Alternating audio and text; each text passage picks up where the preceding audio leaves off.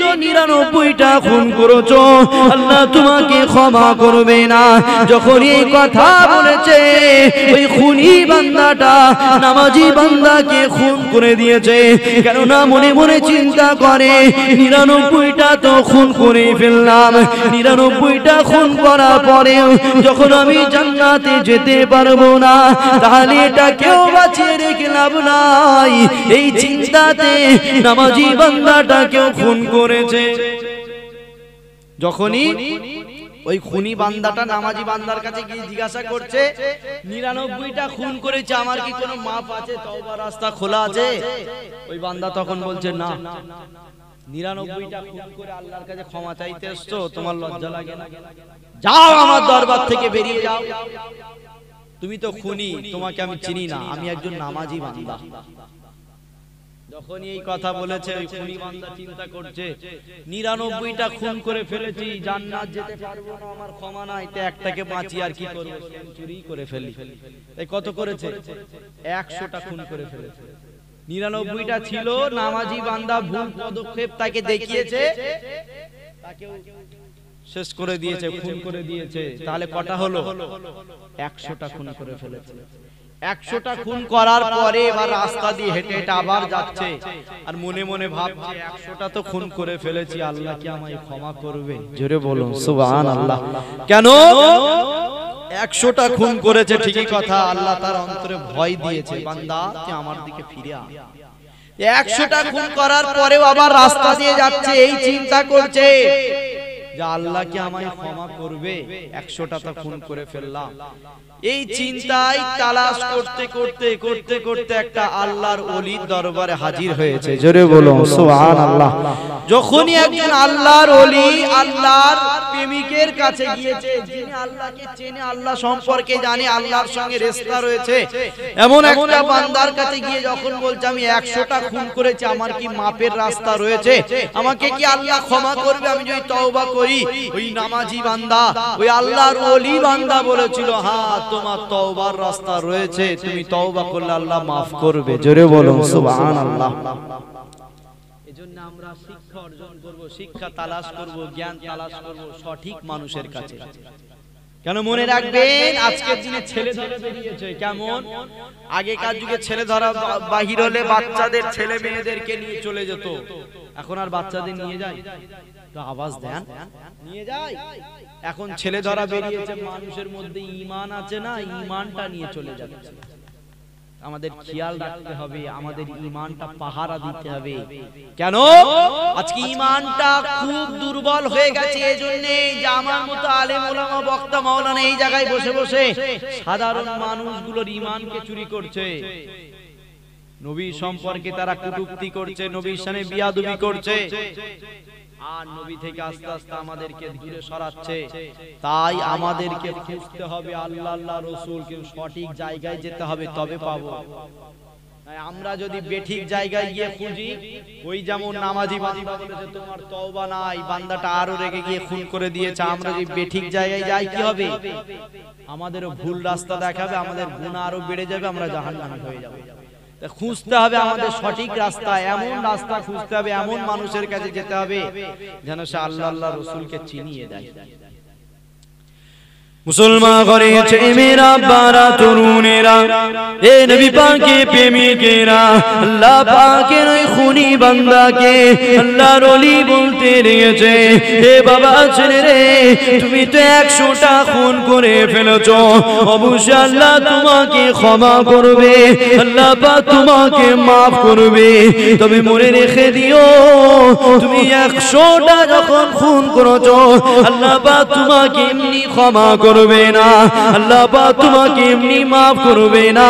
কেন? তুমি অনেক বড় ভুল করেছো। অবশ্যই যদি তুমি এই গুনার মাফি পেতে যাও, তোমাকে কিছু শর্ত মেনে নিতে হবে।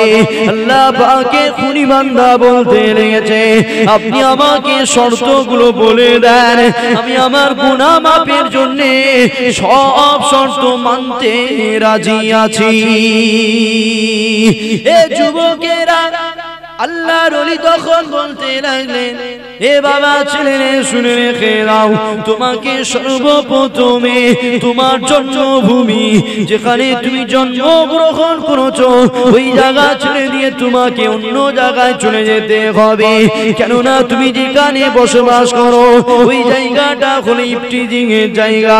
তুমি যেখানে বসবাস করো ওই জায়গাটা হলো মদখোরের জায়গা। তুমি যেখানে বসবাস করো ওই জায়গাটা হলো সুদখোরের জায়গা। তুমি যে জায়গাটায় বসবাস করো ওই জায়গাটা হলো খুনিদের জায়গা। এজন্য তুমি যদি ওই জায়গাতে থেকে যাও কখনো তুমি ডাকাতের হাতে বাঁচতে পারবে না, কখনো তুমি নিজেকে খুন করাতে সরিয়ে রাখতে পারবে না, কখনো তুমি নিজেকে মদ গাঁজাতে দূরে রাখতে পারবে না। এজন্য তোমাকে সর্বপ্রথম যেখানে তুমি বসবাস করো ওই জায়গা ছেড়ে দিয়ে আমি যে জায়গা তোমাকে দেখিয়ে দেব ওই জায়গাতে তোমাকে চলে যেতে হবে। এই যুবকেরা দ্বিতীয় নম্বর শর্ত জানিয়েছে, যেখানে তোমাকে পাঠাবো ওই জায়গাতে কিছু আল্লাহওয়ালা মানুষ রয়েছে যারা আল্লাহর ইবাদত করে, নামাজ পড়ে, তাসবিহ তাহলিল পড়ে।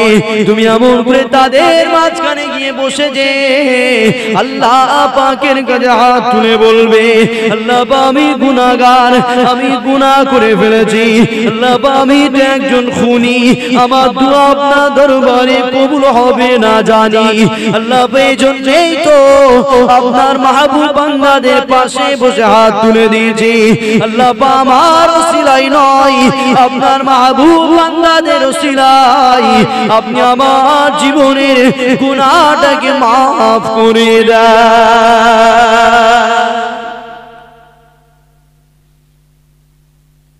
আল্লাহ পাকের ওই খুনি বান্দা যখনই আল্লাহর ওলির দরবারে হাজির হয়ে গেছে, কি খবর কে তুমি? না আমি 100টা খুন করে ফেলেছি, আপনার কাছে এসেছি, শুনেছি আপনি একজন আল্লাহওয়ালা মানুষ, তা আল্লাহ কি আমাকে ক্ষমা করবে? ক্ষমার রাস্তা, তওবার রাস্তা খুঁজতে আপনার কাছে এসেছি। যখনই এই কথা বলেছে আল্লাহর ওলি বলছে, হ্যাঁ আল্লাহ তোমায় ক্ষমা করবে যদি তুমি সঠিকভাবে তওবা করতে পারো। জোরে বলুন সুবহানাল্লাহ। তাহলে ওই বান্দাটা 100টা খুন করার পরেও রাস্তা পেয়েছে না পায়নি? পেয়েছে। কেন? সঠিক জায়গায় গেছে। তাই তাকে দুটো শর্ত দিয়েছে, কেন 100টা খুন করবে আর এমনি এমনি জান্নাত যাবে, এটা তো হয় না। তাই শর্ত দিয়েছে দুটো, কি? সর্বপ্রথম যে জায়গায় তুমি বসবাস করো ওই জায়গা থেকে তোমাকে চলে আসতে হবে। কেন? ওটা ইফতিজিং এর জায়গা, ওটা মদখোরের জায়গা, জুয়াখোরের জায়গা, ওখানে মানুষ মানুষকে হত্যা করে। তাই তুমি যদি ওই জায়গায় থাকো তুমি এই অভ্যাস পাল্টাতে পারবে না। তোমাকে ভালো জায়গায় যেতে হবে, ভালো মানুষের সঙ্গে উঠা বসা করতে হবে।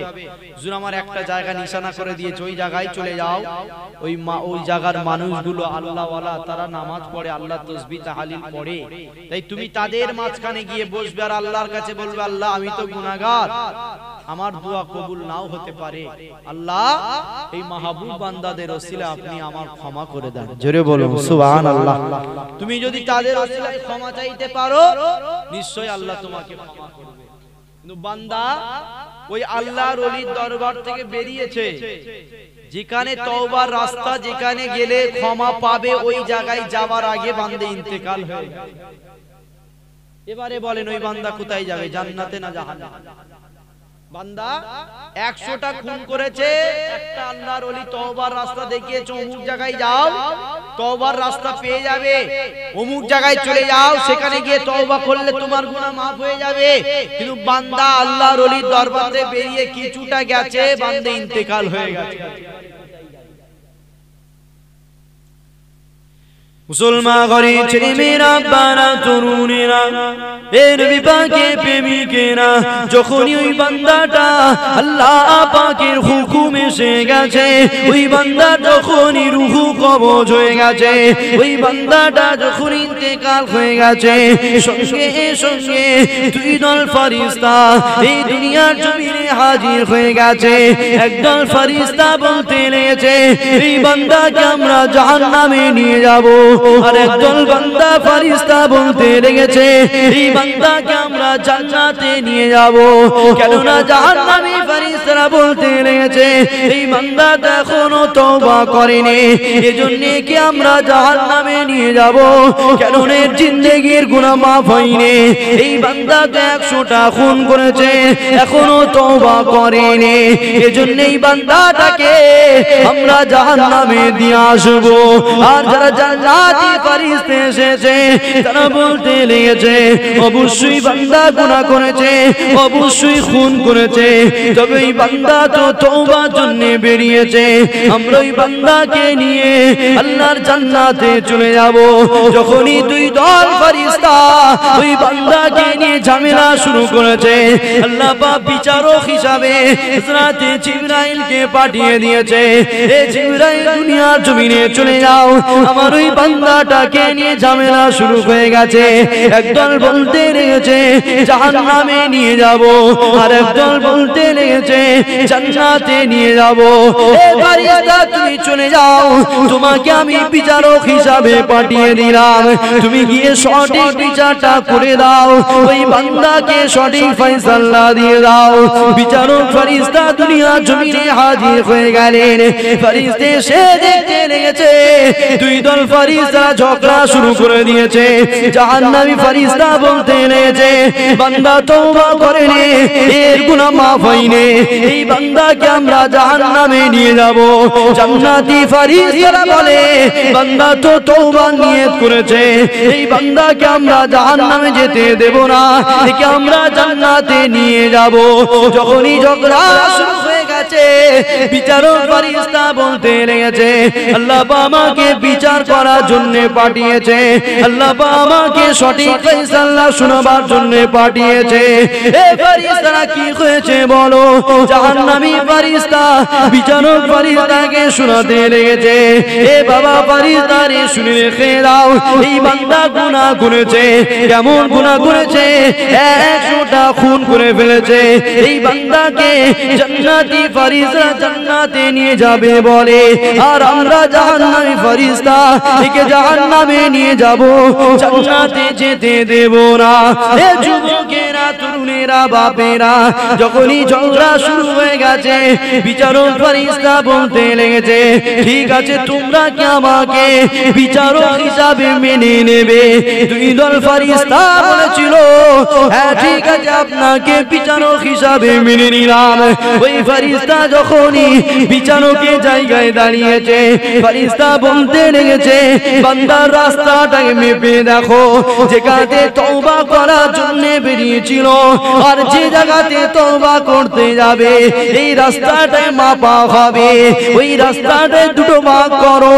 যদি তওবার রাস্তা কাছাকাছি হয়ে যায় বান্দা জান্নাতি হয়ে যাবে, আর যদি তওবার রাস্তা দূরত্ব হয়ে যায় বান্দা জাহান্নামী হয়ে যাবে। ফেরেশতারা রাস্তা মাপা শুরু করে দিয়েছে, বান্দা তো সবে বেরিয়েছে, ধরে নেন 10 কিলোমিটার যেতে হবে, বান্দা 2 কিলোমিটার গেছে, এখনো 8 কিলোমিটার বাকি রয়েছে।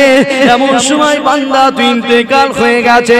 ফেরেশতারা রাস্তা ভেবে দেখতে লেগেছে বান্দা তওবার দিকে বেরিয়ে তওবা যেখানে করতে যাবে ওই রাস্তায় পৌঁছে গেছে, অর্থাৎ যেখানে 2 কিলোমিটার ছিল বান্দা 8 কিলোমিটার চলে গেছে, আর যেখানে 8 কিলোমিটার ছিল আল্লাহ উপর থেকে বসে বসে বান্দার জন্য 2 কিলোমিটার করেছে। কত ভালোবাসে আল্লাহ আমাদেরকে। তওবা করার নিয়ত করে বেরিয়েছে, ধরেন এক্সাম্পল বুঝানোর জন্য বলছি 2 কিলোমিটার রাস্তা গেছে, বাকি আছে 8 কিলোমিটার। বান্দা রূহ কবজ হয়ে গেছে, বান্দা ইন্তেকাল হয়ে গেছে। দুই দল ফেরেশতা হাজির। জাহান্নামী ফেরেশতা বলছে যে আমরা জাহান্নামে নিয়ে যাব, 100টা খুন করেছে, তওবা তো এখনো করেনি, একে জাহান্নামে নিয়ে যাব। আর জান্নাতি ফেরেশতারা বলছে খুন করেছে ঠিকই কথা, কিন্তু তওবার নিয়ত তো করেছে, আমরা একে জান্নাতে নিয়ে যাব। দুই দল ফেরেশতা যখন ঝগড়া শুরু করেছে আল্লাহ একজন বিচারক ফেরেশতাকে পাঠিয়েছে। বিচারক ফেরেশতা এসে বলছে তোমরা কি আমার বিচারকে মেনে নেবে? ফেরেশতারা বলছে হ্যাঁ মেনে নেব। বিচারক ফেরেশতা বিচার করছে, কি বিচার? তোমরা রাস্তাটা মাপো, বান্দা যেখানে তওবা করতে বেরিয়েছে আর যেখানে যাবে ওই রাস্তাটা মাপো, টোটাল ওই রাস্তাটা 10 কিলোমিটার। মাপো যে তওবার রাস্তাটা ছোট হয় বান্দা জান্নাতি, আর তওবার রাস্তাটা যদি বড় হয় বান্দা জাহান্নামী। এবারে ফারিস্তারা মাপা শুরু করেছে, কিন্তু বান্দা তো সবে 2 কিলোমিটার গেছে, যদি মাপে কি হবে, বান্দা জাহান্নামে চলে যাবে। কিন্তু ফারিস্তারা নিচেই মাপছে আর আল্লাহ উপরে বসে বসে বান্দার জন্য তওবার রাস্তা ছোট করে দিয়েছে। জোরে বলুন সুবহানাল্লাহ। আল্লাহ রাস্তাটাকে ঘুরিয়ে দিয়েছে, এদিকে ছিল 8 কিলোমিটার, এদিকে ছিল 2 কিলোমিটার। আল্লাহ 8 কিলোমিটারটা এদিকে দিয়েছে আর 2 কিলোমিটারটা এদিকে দিয়েছে, বান্দার জন্য তওবার রাস্তা ছোট করেছে। ফারিস্তারা মেপে দেখছে বান্দা যেখান থেকে বেরিয়েছিল 8 কিলোমিটার চলে গেছে, অর্থাৎ তওবা করতে আর 2 কিলোমিটার বাকি। এমন করে বিচারক ফারিস্তা বলছে তাহলে রাস্তা মেপে তো এটাই দেখা যাচ্ছে যে ওই বান্দা তওবার কাছাকাছি চলে গেছে। অতএব আল্লাহর ফয়সালা এটাই যে বান্দা যখন তওবার কাছাকাছি চলে গেছে ওই বান্দা জাহান্নামী নয়, আল্লাহর কাছে তওবা নিয়ে করায় ওই বান্দা জান্নাতি হয়ে গেছে। জোরে বলো সুবহানাল্লাহ। কত ভালোবাসে আল্লাহ আমাদেরকে। আল্লাহ শুধু আমাদের ভালোবেসেই যাচ্ছে, কিন্তু আমরা বান্দা হয়ে আল্লাহর ভালোবাসা থেকে নিরাশ হয়ে যাচ্ছি। আল্লাহ বলেছে লা তাকনাতু মির রাহমাতিল্লাহ, বান্দারা তোরা আমার রহমতে নিরাশ হয়ে যাবি না। তথাপি আমরা দুনিয়ার জমিনে এসে দুনিয়ার রং তামাশা নিয়ে আল্লাহর রহমতে নিরাশ হয়ে যাচ্ছি। মুসলমান ঘরে ছেলেমেয়েরা, বারা তরুণেরা, এর বিপাকে প্রেমিকেরা, আল্লাহ বাবাকে তোমাকে কত ভালোবাসে শুনে রেখে দেয়। এ যুবকেরা, আল্লাহ নবী উদাহরণ দিয়ে বুঝাতে লেগেছে। সাহাবা হুজুরা মদিনা নববী শরীফে বসে আছে, নবী আমার সাহাবাদেরকে শোনাতে লেগেছে, এ বাবা সাহাবারা শুনে রেখে দাও, একজন বান্দা বিদেশে যেতে লেগেছে, 3 মাস হয়ে গেছে, ওই বান্দা বেরিয়ে গেছে। বান্দার কাছে যে উটটা রয়েছে ওই উটের উপরে বান্দা পানি নিয়েছে, ওই উটের উপরে বান্দা খাবার নিয়েছে, ওই উটের উপরে বান্দা যেটা প্রয়োজন সেটা নিয়েছে। 3 মাস হয়ে যাবার পরে বান্দা যখনই অর্ধেকটাই রাস্তায় পৌঁছে গেছে, বান্দার ক্লান্তি এসে গেছে, বান্দা একটা গাছের নিচেতে তার উটটাকে বেঁধে দিয়ে বান্দা এমন করে যখনই বসে গেছে, ক্লান্ত শরীর নিয়ে বসে যাওয়াই বান্দাটা ঘুমিয়ে গেছে। বেশ কিছুক্ষণ ঘুমিয়ে যাবার পরে যখনই বান্দার ঘুমটা ভেঙে গেছে, নবী আমার সাহাবাদেরকে বুঝাতে লেগেছে, এ সাহাবারা শুনে রেখে দাও, যখনই বান্দার ঘুমটা ভেঙে গেছে ওই বান্দা দেখতে লেগেছে যেখানে তার উটটা ছিল ওই জায়গাতে উটটার পাওয়া যায়নি, তার উটটা হারিয়ে গেছে। বান্দা চিন্তায় পড়ে গেছে, কেন নয় উটের উপরে পানি রয়েছে, উটের উপরে খাবার রয়েছে, উটের উপরে জামা কাপড় রয়েছে। বান্দা চিন্তায় পড়ে গেছে, কেননা মরুভূমি এলাকা, ওখানে পানি পাওয়া তো অনেক কষ্টের বিষয়। এজন্য বান্দা চিন্তা করে আর চারিদিকে উঠে খুঁজতে লেগে গেছে। নবী আমার বলতে লেগেছে, এ সাহাবারা শুনে রেখে দাও, বান্দা চারিদিকে খোঁজার পরে উটটাকে যখনই পাইনি, বান্দাটারও দুর্বল হয়ে গেছে। এজন্য যেখানে বসেছিল আবার ওই জায়গায় এসে বসে গেছে। যখনই বসে গেছে বান্দা ঘুমিয়ে গেছে।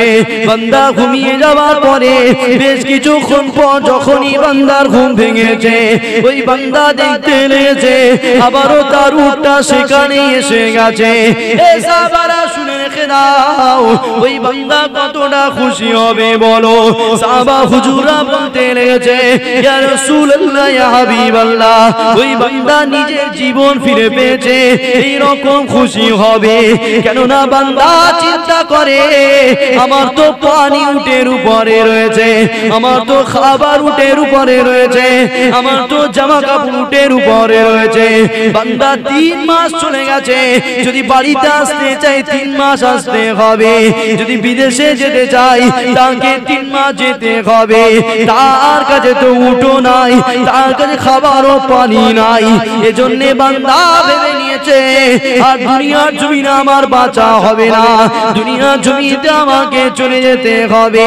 যখনই উটটা ফিরে পেয়েছে সাহাবা হুজুররা বলতে লেগেছে, ইয়া রাসূলুল্লাহ, ইয়া হাবিবাল্লাহ, ওই বান্দা নিজের জিন্দেগি ফিরে পেয়েছে, এরকম খুশি হবে। আল্লাহ নবী সময় সাহাবাদেরকে বলতে লেগেছে, হে সাহাবারা শুনে রেখে দাও, ওই উঠারা বান্দাটা উটটাকে পেয়ে গেছে, ওই বান্দা যতটা না খুশি হয়েছে, আল্লাহর বান্দারা আল্লাহ দরবারে বেরিয়ে যায়, বেনামাজি হয়ে যায়, বেরোজাদার হয়ে যায়। হে আমার সাহাবারা শুনে রেখে দাও, আল্লাহ পাকের বান্দারা যখনই আল্লাহর দিক থেকে চলে যায়, ওই বান্দাটা উটটাকে হারিয়ে যতটা কষ্ট পেয়েছিল, ওই বান্দাটা উটটাকে হারিয়ে যতটা মন খারাপ হয়েছিল, আল্লাহর বান্দারা আল্লাহ দরবারে চলে গেলে আল্লাহর ওই রকম কষ্ট হয়ে যায়। আবারও যখন বান্দা উটটা পেয়ে গেছে, বান্দাটা যতটা না খুশি হয়, আল্লাহ দরবারে চলে যাওয়া বান্দা আবারও আল্লাহর দিকে ফিরে আসলে আল্লাহ পাক তার থেকে 70,000 বেশি খুশি হয়ে যায়। চিন্তা করেন, আল্লাহ তো শুধু আমাদেরকে ভালোবাসেই যাচ্ছে, অপশন দিচ্ছে, কত ভালোবাসে নবী। এটা কোনো বাস্তব ঘটনা নয়, নবী উদাহরণ দিচ্ছে সাহাবাদেরকে, শোনো আল্লাহ কতটা ভালোবাসে। নবী মদিনা নববী শরীফে সাহাবাদেরকে বুঝাচ্ছে, শোনো, একটা মানুষ 3 মাস বেরিয়ে গেছে বাড়ি থেকে, মাঝামাঝি রাস্তায় চলে গেছে, যদি বিদেশে যেতে চাই এখনো 3 মাস সময় লাগবে, আর বাড়িতে আসতে গেলে সময় লাগবে 3 মাস। মাঝ বরাবর সেই বান্দাটা বসে গেছে একটু রেস্টের প্রয়োজনে। বান্দাটা ক্লান্ত শরীর নিয়ে যখনই বসেছে ঘুমিয়ে পড়েছে, আর ঘুমিয়ে যাওয়ায় ওই বান্দা উটটা যেখানে রেখেছিল সেখান থেকে হারিয়ে গেছে। ঘুম ভেঙে দেখছে উটটা আর নাই, কিন্তু বান্দা পেরেশানে পড়ে গেছে। ওই উটের উপরে খাবার রয়েছে, পানি রয়েছে, জামা কাপড় যা প্রয়োজন ওই উটের উপরে রয়েছে। বান্দা এবারে চিন্তা করছে কি হবে, কেন আমি তো উটটা হারিয়ে ফেলেছি, এবার তো আমার জীবন আর বাঁচবে না। কেন এখন বাড়ি যেতে গেলে 3 মাস সময়, বিদেশে যেতে গেলে 3 মাস সময় লাগবে। বান্দার কাছে পানি টানি কিছুই নাই। বান্দা ভেবে নিয়েছে যে আমার আর দুনিয়ায় বাঁচা হবে না। এই চিন্তায় পাগলের মতো উটটা খুঁজে খুঁজে যখন না পেল, আবারও যেখানে উটটা রেখেছিল ওই জায়গায় এসে বসে গেছে, আর বসে যাওয়ার সাথে সাথে ঘুমিয়ে পড়েছে। ঘুম ভেঙে দেখছে যেখানে উটটা ছিল সেখানেই রয়েছে। জোরে বলো সুবহানাল্লাহ।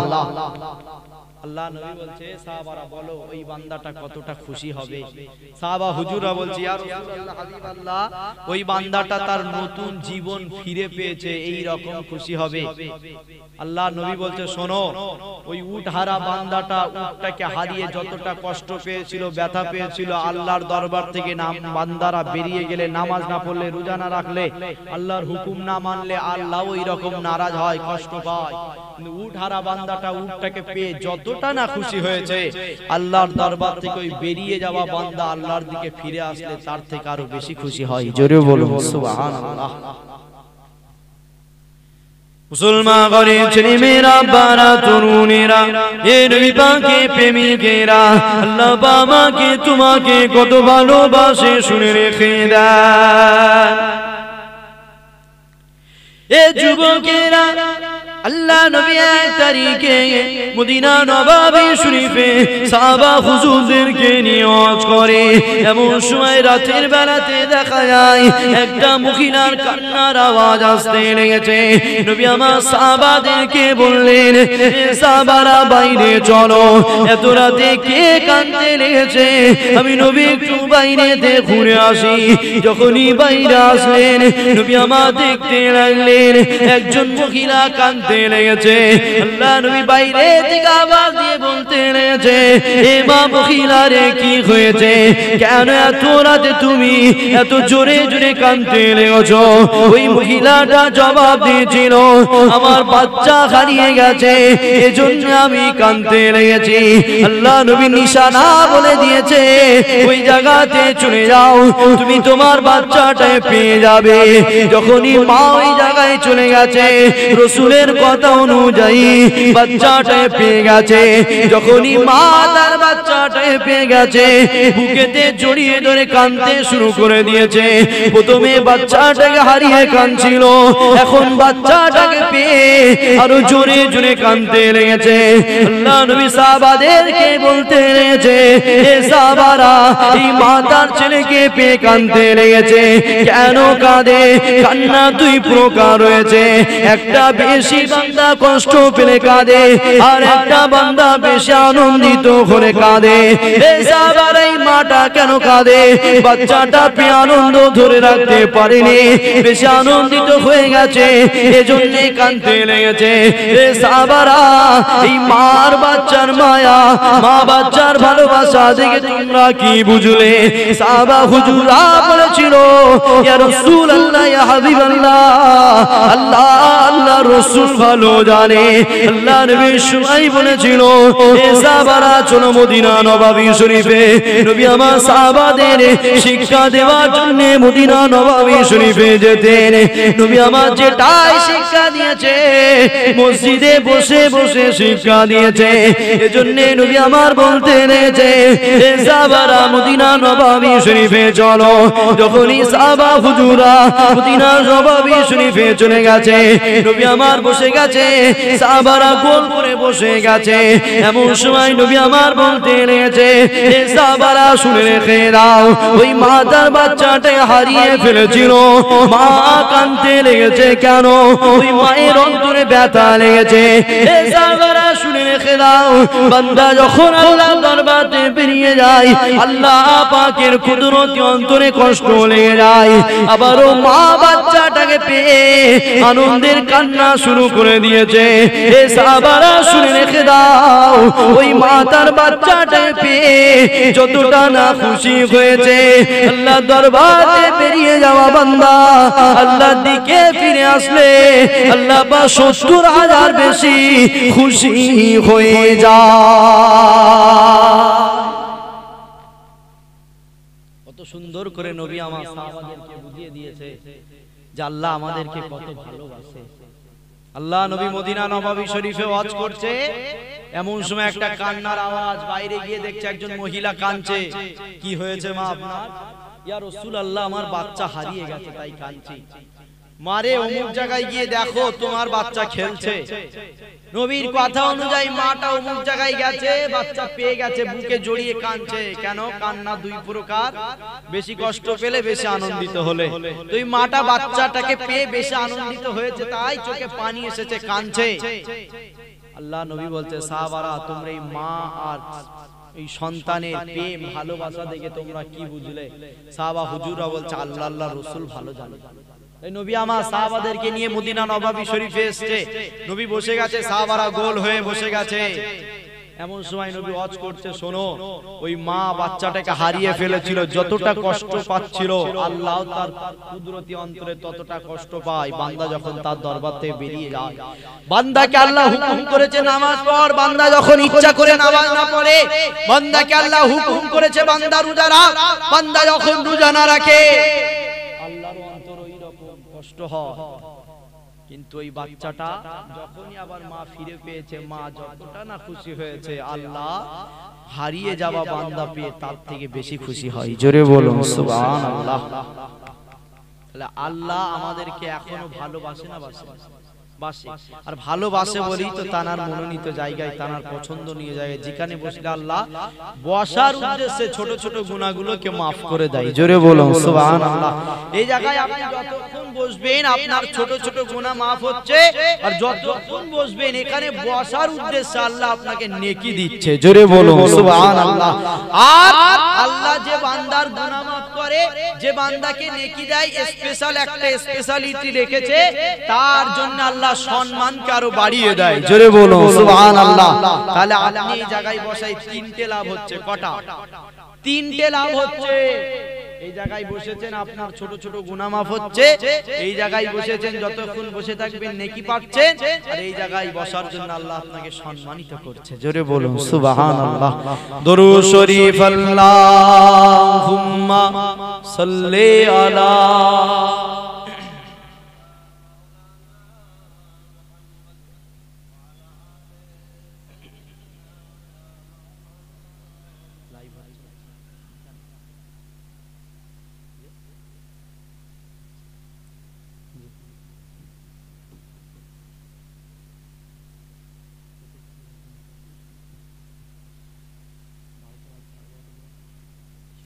আমার আব্বারা ভাইরা, তাহলে যে আল্লাহ আমাদেরকে এত ভালোবাসে, আমাদের লক্ষ্য রাখতে হবে সে আল্লাহকে আমরা কি করে পাবো, সে আল্লাহকে আমরা কি করে পাবো। কেন আল্লাহ যখন আমাদেরকে এত ভালোবাসে, এত মাকাম দিয়েছে, রাসূল যখন উদাহরণ দিয়ে দিয়ে বুঝিয়েছে যে দুনিয়ায় মা ছেলেকে কতটা প্রেম করে, দুনিয়ায় মা সন্তানকে, বাপ সন্তানকে কতটা প্রেম করে, ওই মায়ের অন্তরে, বাপের অন্তরে তো প্রেম খোদ আল্লাহ দিয়েছে। জোরে বলুন সুবহানাল্লাহ। কেন 100% দয়া, 100 ভাগ দয়া, 100% মায়া।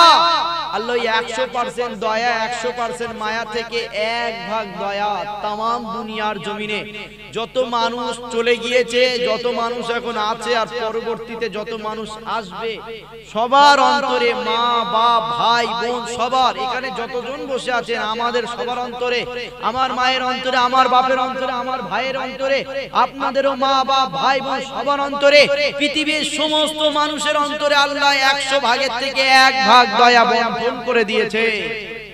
এক একজনের অন্তরে বা একটা ফ্যামিলির অন্তরে, একটা বাড়িতে এতটা দিয়েছে না, টোটাল 1 ভাগ দয়া তামাম পৃথিবীর মানুষকে বন্টন করেছে, যত মানুষকে আল্লাহ সৃষ্টি করেছে। তাহলে 100 থেকে 1 বাদ দিলে আর কত থাকে? 99 ভাগ দয়া আল্লাহর কুদরতি অন্তরে রয়েছে। জোরে বলুন সুবহানাল্লাহ। চিন্তা করেন আল্লাহ আমাদেরকে কত ভালোবাসে। 99 ভাগ দয়া যার কাছে আছে, তার কাছে চাইলে ফেরত দেয়? চাওয়ার মতো চাইতে হবে। আর আল্লাহর কাছে চাইবো কি করে? আল্লাহ জমিনে পানি হচ্ছে, আপনি হাত তুলে বলবেন আল্লাহ পানি বন্ধ করে দেন, আল্লাহ পানি বন্ধ করে দেন। জমিনে পানি হচ্ছে না, আপনি আল্লাহর কাছে বলেন আল্লাহ গরম হচ্ছে, একটু পানির ব্যবস্থা করে দেন, আপনার দোয়া কবুল করে আল্লাহ পানি দেবে। আল্লাহ বান্দার সঙ্গে এইরকম সম্পর্ক রাখে, কিন্তু আমরা সেই সম্পর্ক তৈরি করতে পারি না। কেন? আল্লাহর কথা মতো আমরা চলতে পারছি না। মুসলমান ঘরে ছেলেমেয়েরা, বারা তরুণীরা, এর বিপাকে প্রেমিকেরা, আল্লাহ পাক কখন আমাদের কথাকে শুনবে? যখন আমরা আমাদের আল্লাহকে আমাদের থেকে বেশি প্রাধান্য দেব, যখন আমাদের মালিককে আমাদের জিন্দেগিতে বেশি ভালোবাসবো, যখন আমরা আমাদের মালিককে দুনিয়া যেটাই করব মালিককে খুশি করার জন্য করব। আল্লাহ পাক কখন আমরা পেয়ে যাব? যখন আমাদের দুনিয়ার জমিনের লক্ষ্য এটাই থাকবে, এই জায়গায় এসে বসলে আল্লাহ খুশি হয়, এই জায়গাতে আমি এসে বসবো। যখনই কোনো কাজ করতে চাইবো আমাদের লক্ষ্য হয়ে যাবে, আমাদের চিন্তা এসে যাবে এই কাজে আল্লাহ রাজি আছে কিনা। যদি আল্লাহ রাজি থাকে ওই কাজ আমরা করব, যদি আল্লাহ এই কাজে রাজি না থাকে এই কাজ থেকে আমরা দূরে চলে আসবো। কেননা আল্লাহ আমাদের উত্তম সৃষ্টি করেছে, আল্লাহ আমাদেরকে বিবেক দিয়েছে, আল্লাহ আমাদেরকে বুদ্ধি দিয়েছে, আল্লাহ আমাদেরকে জ্ঞান দিয়েছে। এজন্য আমাদের বিবেক, আমাদের বুদ্ধি, আমাদের জ্ঞানকে কাজে লাগাতে হবে। দুনিয়ার জমিনে এসে শুধু পড়তে জানি না বলে কাটিয়ে দিলে চলবে না, দুনিয়ার জমিনে এসে শরিয়াত বুঝি না বললে চলবে না, দুনিয়ার জমিনে এসে জানি না বলে কাটিয়ে দিলে চলবে না। এ যুবকেরা, তরুণেরা, বাপেরা, আপনি জানেন না আল্লাহ আপনাকে জানার জন্য বেড়ে দিয়েছে, আপনি বোঝেন না আল্লাহ আপনাকে বোঝার জন্য শক্তি দিয়েছে। এ যুবকেরা, এজন্য আল্লাহ যে জ্ঞান, যে বিবেক বুদ্ধি দিয়েছে, ওই জ্ঞান, ওই বিবেক বুদ্ধি দ্বারা আমাকে তোমাকে পরিবর্তন হতে হবে। কেননা মনে রেখে দেবেন পরিবর্তন কোন আলেম ওলামা করতে পারে না। কেননা যদি পরিবর্তন আলেম ওলামা করতে পারত, আপনাদেরকে হিদায়াত যদি কোনো বক্তা মৌলানা দিতে পারত, আমাদের থেকে আল্লাহ ওয়ালা বক্তারা চলে গেছে, যারা হাত তুললে আল্লাহ জমিনে পানি দিত, যারা হাত নামালে আল্লাহ জমিতে পানি তুলে নিত। এই রকম বক্তারা এই জায়গায় বসে বসে দিনের কথা বলেছে, তারা এই জায়গায় বসে বসে ইসলামের কথা বলেছে, তারা এই জায়গায় বসে বসে হারাম হালালের শিক্ষা দিয়েছে, তারা এই জায়গায় বসে বসে নামাজের কথা বলেছে, তারা এই জায়গায় বসে বসে মানুষকে প্লিজিংতে সরিয়েছে, তারা এই জায়গায় বসে বসে মানুষকে হালালের দিকে এনেছে। এই যুবকেরা তথাপিও শুনে রেখে দাও, আজকে দুনিয়ার জমিনে 100টা মানুষের ভিতরে 99টা মানুষ আল্লাহর বিরুদ্ধে কাজ করে। তাহলে কি আল্লাহ আলেমদের দ্বারা হিদায়াত দেয়নি? না, ইতিহাস তো এটাই গাওয়া দিচ্ছে, আলেম ওলামার দ্বারাই আল্লাহ কখনো হিদায়াত দেয়নি। আল্লাহ পাক যে বুদ্ধি আপনাকে দিয়েছে, আল্লাহ যে বুদ্ধি আপনাকে দিয়েছে, আল্লাহ যে বিবেক যে জ্ঞান আপনাকে দিয়েছে, ওই জ্ঞান দ্বারা নিজেকে যদি পরিবর্তন করতে পারেন তাহলে আল্লাহ আপনাকে হিদায়াত দিয়ে দেবে। মনে রাখবেন, হিদায়াত কখনো কোনো আলেম ওলামা কোনো পীর সাহেব পীরজাদা দিতে পারে না। এই সেটাই হতো, পীর সাহেব পীরজাদা বক্তা মাওলানা আলেম সব ছেড়ে দিচ্ছি, কারবালার জমিনের দিকে তাকিয়ে দেখেন না। ইমামে হুসাইন পাক ওয়াজ করেছে, ইমাম হুসাইন পাক হুজুরের মতো বক্তা দুনিয়ার জমিনে আর আছে? আসবে আর কেউ? একটু আওয়াজ দেন। ইমাম হুসাইনটা কে জানেন তো? আমি আপনি জান্নাত যাব, আমাদের জান্নাতি লিডার সরদার আল্লাহ ইমামে হাসান হুসাইনকে করেছে। জোরে বলুন সুবহানাল্লাহ। সেই ইমাম হুসাইন পাক কারবালার জমিনে ওয়াজ করেছে, বাবারা তোরা আমার উপরে জুলুম করিস না, আমার নবীর দিনকে আমার নানার দিনকে তোরা মেনে নে। কারবালার জমিনে ইমামে হুসাইন ওয়াজ করেছে যে আমার নানার জন্য আল্লাহ কায়নাতকে বানিয়েছে, আর তাদের নাওয়াসা নাতি আমরা, আমাদের উপরে জুলুম অত্যাচার করিস না, ধ্বংস হয়ে যাবি। ইমামে হুসাইন ওয়াজ করেছিল। কারবালার জমিনে ইমাম হুসাইন শহীদ হয়েছিল না হয়নি? হয়েছিল। গলায় ছুরি চালিয়েছিল, কারা চালিয়েছিল? যাদের কাছেই শুনিয়েছে, যাদের কাছেই ওয়াজ করেছে। তাহলে ওয়াজ করে যদি হিদায়াত পেত, ওয়াজ করে যদি পরিবর্তন হতো, তাহলে ইমামে হুসাইন কারবালার জমিনে শহীদ হতো না। ইতিহাস পড়ে দেখো, নবী আমার যখন এই দুনিয়ার জমিনে এসে ওয়াজ করেছে, বাবারা তোরা এক আল্লাহকে মেনে নে, আল্লাহর দাসত্ব যখন নবী শিখাতে লেগেছে, নবী দুনিয়ার জমিনে এসে দেখছে পাথরকে কেটে কেটে তারা তাদের নকল নকল খোদা বানিয়েছে, তারা সূর্যকে পূজা করছে, আগুনকে পূজা করছে, গাছকে পূজা করছে। আল্লাহকে কেউ চেনে না, দেব দেবীর উপাসক তারা উপাসনা করছে। ওয়াজ করছে, বাবারা তোরা এক আল্লাহকে মেনে নে, তোদের সৃষ্টিকর্তা আল্লাহ, আমাকে আল্লাহ মুহাম্মদ রাসূল করে পাঠিয়েছে, তোদের কাছে আমাকে নবী বলে নেতা বলে মেনে নে। নবী যখন এরকম ওয়াজ করেছে, নবীর চাচা নবীকে গালে চড় মেরে দিয়েছে। নবী যখন এইরকম ওয়াজ করেছে, নবীর দান্দা মুবারক শহীদ হয়ে গেছে। নবী যখন ওয়াজ করেছে, নবীর উপরে এত জুলুম এসেছে, নবী সিজদায় গেছে, উটের পচা ভুঁড়ি নবীর পিঠের উপরে চাপিয়ে দিয়েছে। নবীর উপরে এত জুলুম এত অত্যাচার এসেছে, নবীকে মেরে রক্তাক্ত করে কাবার পাশে বেহুশ করে দিয়েছে।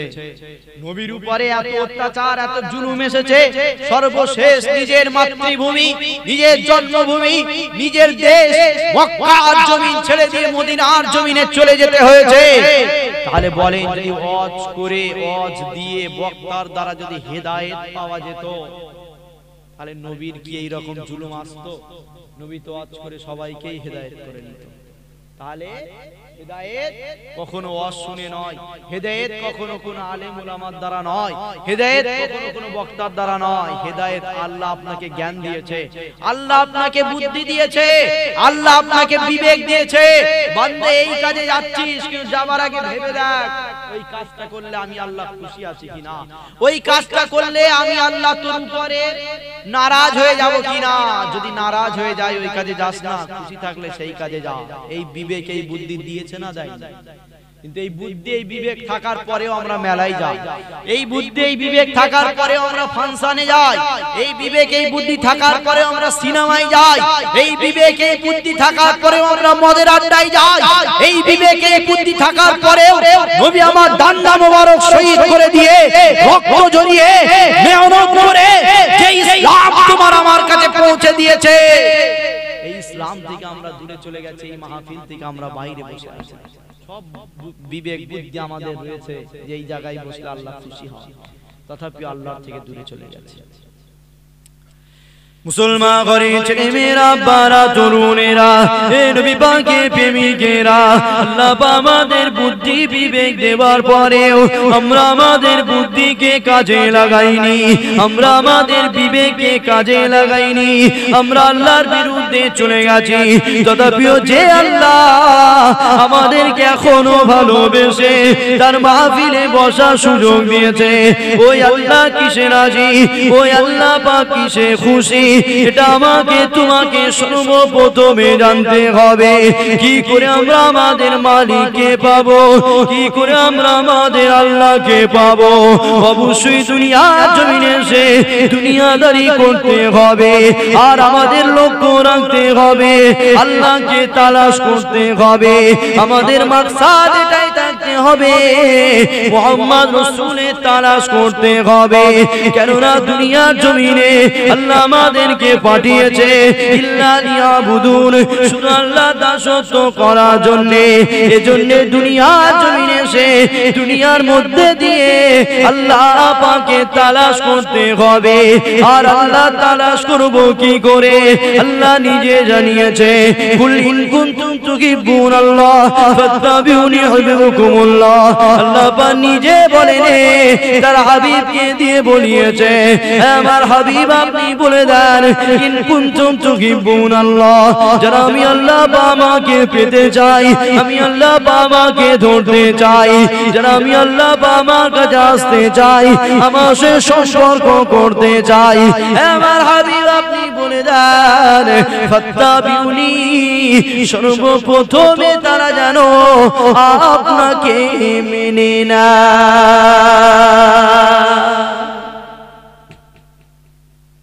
তাহলে আল্লাহ যে বিবেক, আল্লাহ যে বুদ্ধি, আল্লাহ যে জ্ঞান আমাদেরকে দিয়েছে, ওই জ্ঞান দিয়ে আল্লাহর তালাশ করতে হবে। কি করে আল্লাহ তোমায় পাবো? কেন যে আল্লাহকে পেয়ে যাবে দুনিয়া তার কদমের নিচে হয়ে যাবে। জোরে বলো সুবহানাল্লাহ।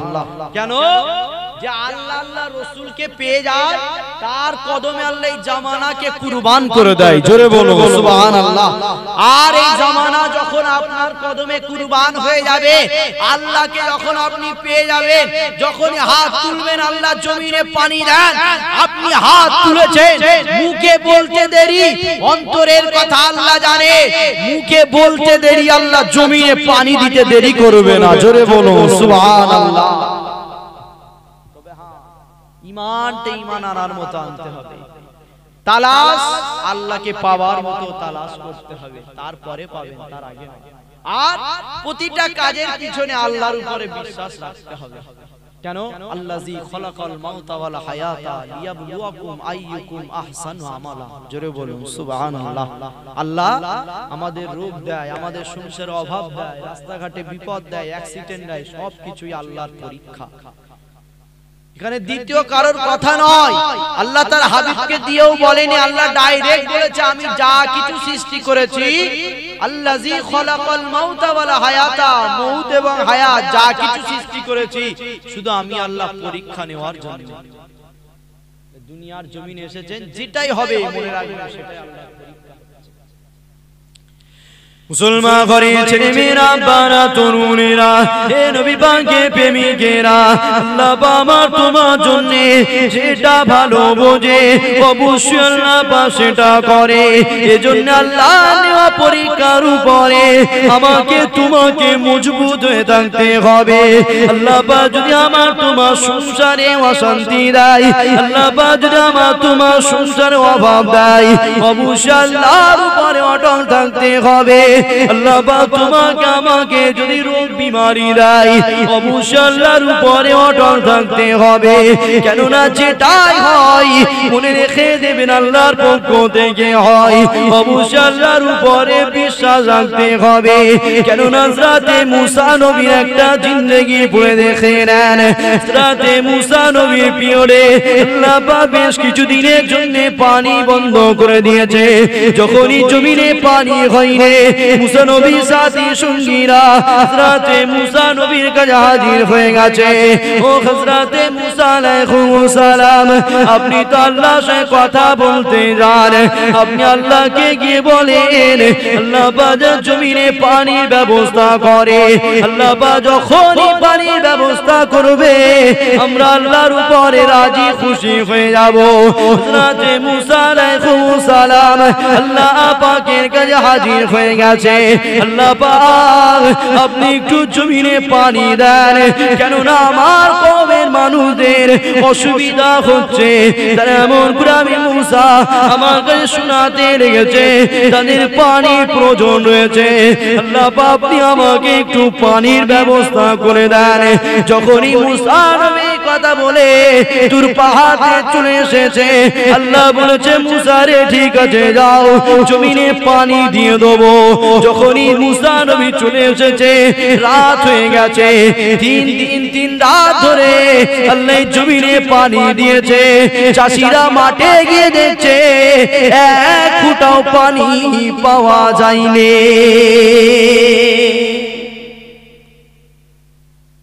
পানিটা কিসের জন্য চেয়েছে?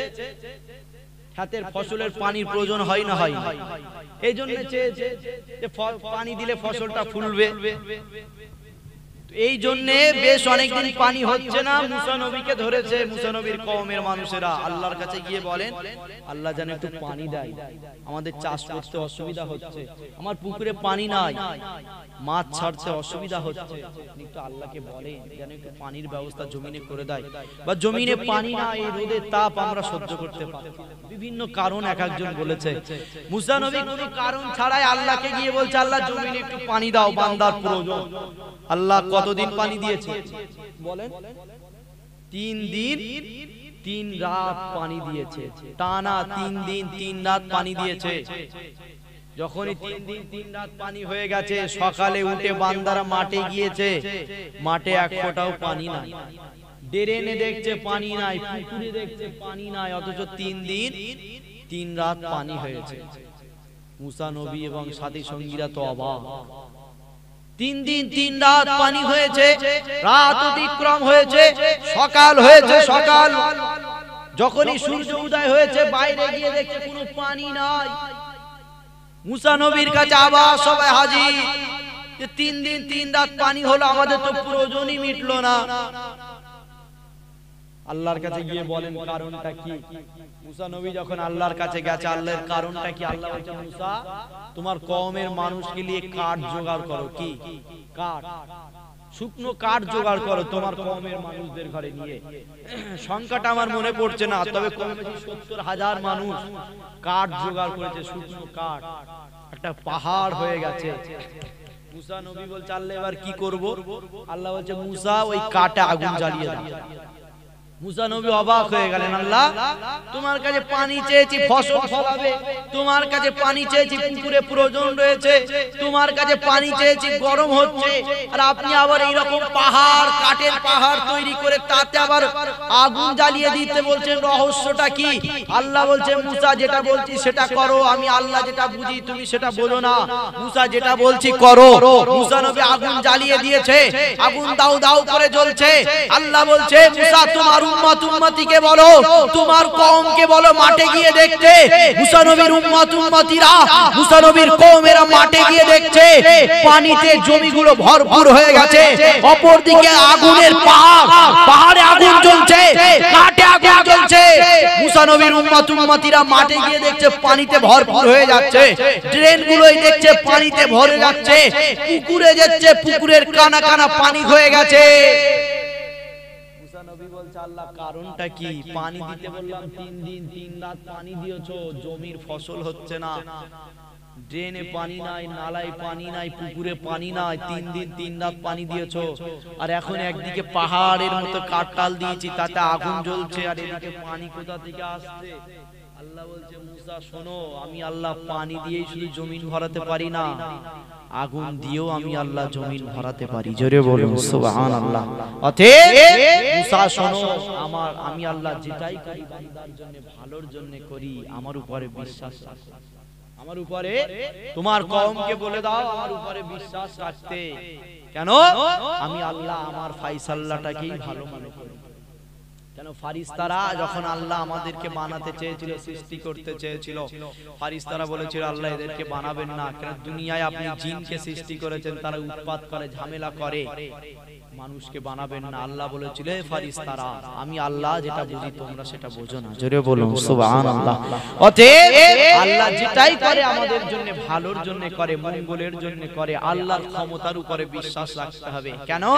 আল্লাহ শুধু পানি দিয়ে ফসল ফলাতে পারে এটা নয়, আল্লাহ যেটাই চাই সেটাই করতে পারে। জোরে বলুন সুবহানাল্লাহ। তাই 3 দিন 3 রাত পানি হয়ে গেছে, তথাপিও জমিনে ফসল হচ্ছে না। কিন্তু যখনই আল্লাহ আগুন তৈরি করতে বলেছে, পাহাড়ের মতো কাটে আগুন লাগিয়ে দিয়েছে, অপর দিকে দেখছে ফসল ফুলতে লেগেছে। জোরে বলুন সুবহানাল্লাহ। এটাই হচ্ছে আল্লাহর কুদরত।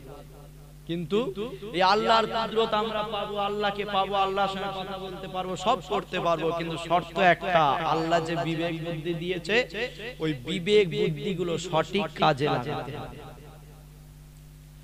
মুসলমান ঘরে ছেলে মেয়েরা, বারা তরুণেরা, এর বিপাকে প্রেমিকেরা, তাহলে আল্লাহ যখন জানিয়েছে ফাত্তাবিউনি, আমার হাবিবের অনুসরণ করো, তাহলে আমি আল্লাহ আমাকে তোমরা পেয়ে যাবে। ইউহিব্বুকুমুল্লাহ, আমি আল্লাহ আমাকে তোমরা পেয়ে যাবে। আর যারা আল্লাহকে পেয়ে যাবে, আল্লাহু গফুরুর রহিম, আল্লাহ পাক তাদের জিন্দেগির গুনাহগুলো মাফ করে দেবে। তাহলে আমাদের জিন্দেগির গুনাহ যদি মাফ করতে হয়, সর্বপ্রথম নবীকে ধরতে হবে। যখনই নবীকে আমরা ধরবো, যখনই নবীকে আমরা পেয়ে যাব, আল্লাহ বলেছি ইউহিব্বুকুমুল্লাহ, যখনই তোরা আমার হাবিবকে ধরবি, ইউহিব্বুকুমুল্লাহ, আমি আল্লাহ আমাকে পেয়ে যাবি। আর যখনই তোরা আমাকে পেয়ে যাবি, আল্লাহু গফুরুর রহিম, আমি আল্লাহ তোদের জিন্দেগির গুনাহ মাফ করে দেব। তাহলে জিন্দেগির গুনাহ মাফ করতে গেলে মুহাম্মদ রাসূলকে ফলো করতে হবে।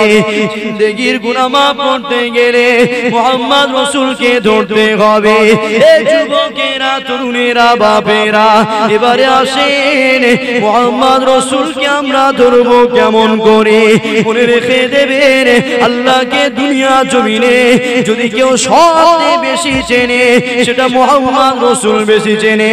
এজন্য আল্লাহ পাক আল্লাহ চিনাবার জায়গাতে মুহাম্মদ রাসূলকে উত্তম মডেল বানিয়েছে।